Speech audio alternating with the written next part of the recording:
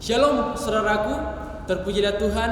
Pada saat ini kita kembali dalam pelajaran sekolah sahabat kita, pelajaran kedua yang berjudul Rencana Agung Allah yang berpusat pada Kristus. Efesus 1 ayat 3 menyebutkan, terpujilah Allah dan Bapa kita, Tuhan Yesus Kristus, yang telah mengaruniakan kepada kita segala berkat rohani di dalam sorga. Namun sebelum itu saudaraku, saya rindu kita untuk bersama-sama berdoa sebelum membahas pelajaran kita. Kita berdoa.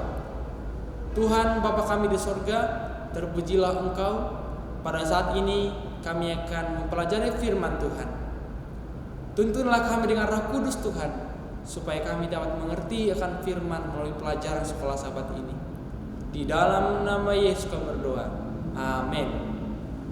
Saudara-saudaraku, di dalam pelajaran sekolah sahabat petang dikatakan demikian. Neil Armstrong merupakan orang yang pertama menginjakan kaki di bulan. Setelah 25 tahun setelah dia menginjakan kaki di bulan, dia menuliskan ucapan terima kasih kepada timnya, yaitu tim EMU atau disebut sebagai Extravehicular Mobility Unit. Kenapa dia menuliskan ucapan terima kasih?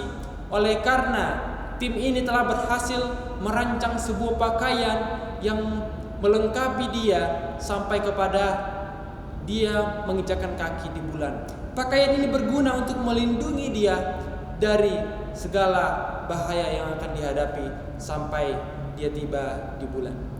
Saudara-saudaraku, demikian juga dalam kitab Efesus, Paulus juga menuliskan ucapan terima kasih dan memuji memuliakan Allah oleh karena segala berkat-berkat yang telah diterima oleh umat manusia termasuk jemaat Efesus, yaitu berkat keselamatan melalui Yesus Kristus dan juga firman Tuhan dan iman dalam Kristus yang memberikan keselamatan, dan ini dipakai menjadi sebuah pakaian yang akan menjadi pakaian perlengkapan senjata perang umat-umat manusia untuk menangkal segala kejahatan supaya tidak jatuh ke dalam dosa dan supaya memperoleh kemenangan di dalam menghadapi segala pencobaan dosa.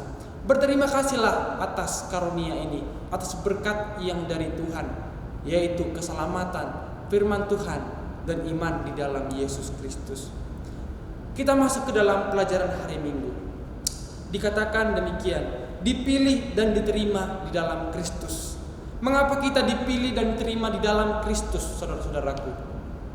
Oleh karena sebelum dunia diciptakan, di dalam Efesus 1 ayat 4 dikatakan, dan juga dalam Efesus 5 ayat 27, bahwa manusia telah dipilih oleh Tuhan sebab sebelum dunia diciptakan.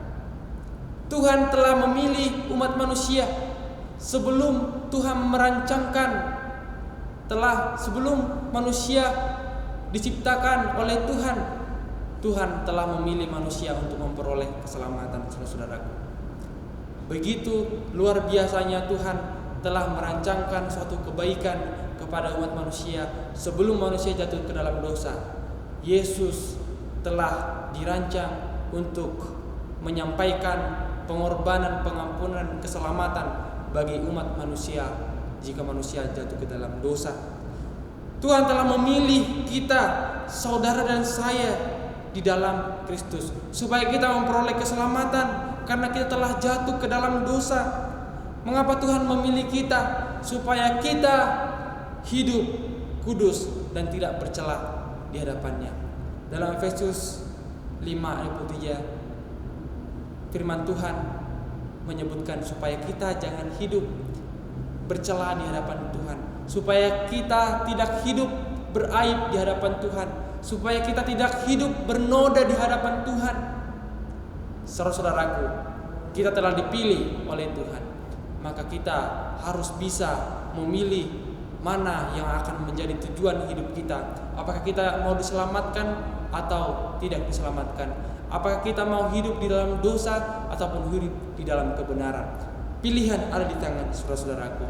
Pada hari Senin kita sampai kepada pelajaran yang berjudul penebusan mahal, pengampunan melimpah.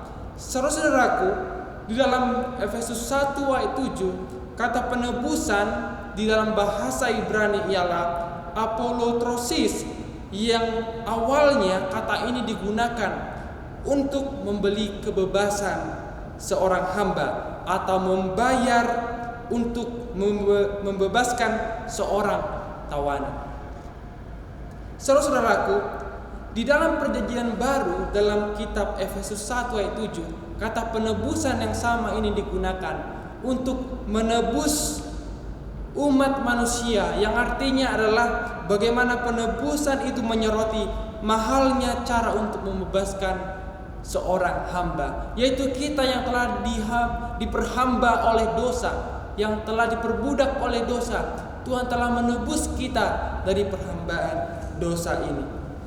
Saudara-saudaraku, kebebasan kita harus dibayar mahal oleh darah Kristus. Sebab hanya di dalam darah Kristuslah kita memperoleh penebusan, pembebasan dari perbudakan dosa. Sebab kita telah ditawan oleh dosa, telah ditawan oleh iblis, karena kita telah jatuh ke dalam dosa sejak Adam dan Hawa. Lalu saudara-saudaraku, Tuhan datang memberikan penebusan kepada kita supaya kita bebas dari perhambaan dosa.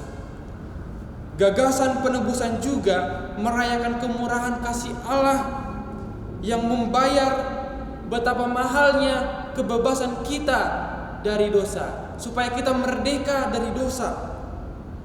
Tuhan memberi kita kebebasan dan martabat. Dengan demikian kita bukan lagi menjadi hamba dosa. Saudara-saudaraku, ketika Tuhan telah membebaskan saudara, memerdekakan saudara dari dosa, maka janganlah menjadi hamba-hamba dosa lagi. Janganlah turut dalam perbuatan-perbuatan dosa lagi. Hiduplah dalam kemerdekaan. Jangan lagi diperbudak oleh dosa. Hiduplah di dalam kebenaran Tuhan. Hiduplah menjadi kudus. Hidup tidak bercela di hadapan Tuhan.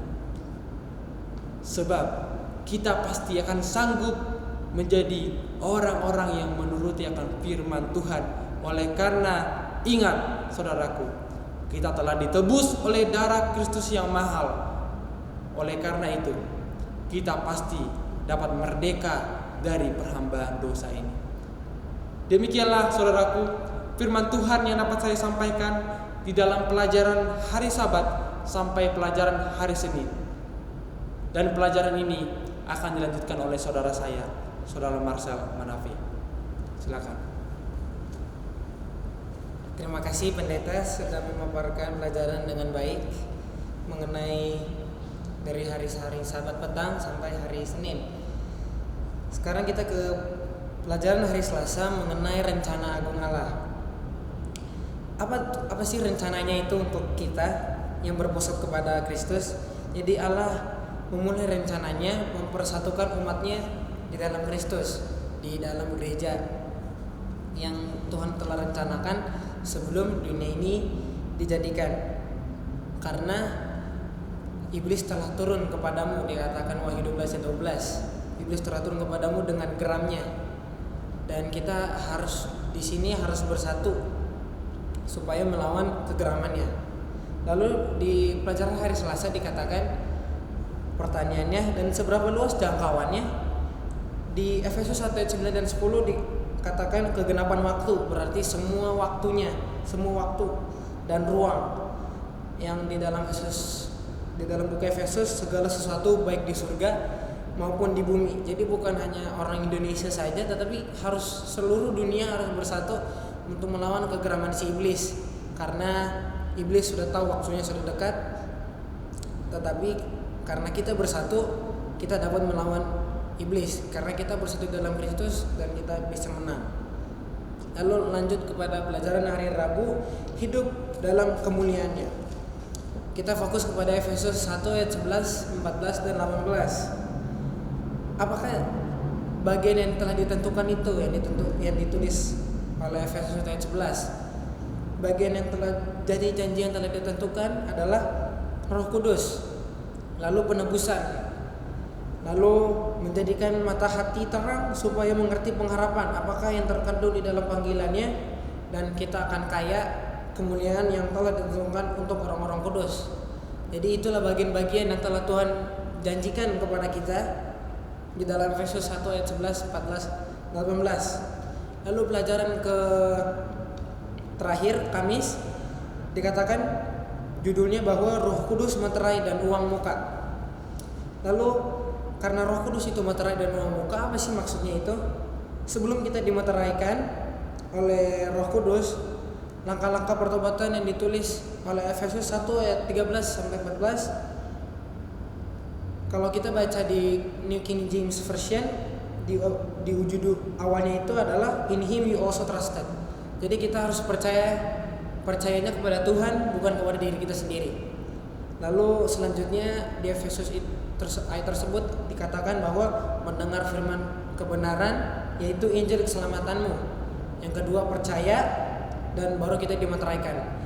Artinya materai itu adalah tanda kepunyaan. Jadi kita adalah kepunyaan milik Allah gitu. Setelah penebusan. Lalu apa sih uang muka atau jaminan? Jadi Roh Kudus itu adalah jaminan bahwa kita sudah dibayar Tuhan lunas dengan darahnya yang sangat mahal itu. Seperti jika kita membeli barang elektronik yang kita mendapat garansi 5 tahun atau jaminan 5 tahun. Nah seperti itulah kita adalah Roh Kudus adalah jaminan kita bahwa kita sudah dibeli oleh Yesus.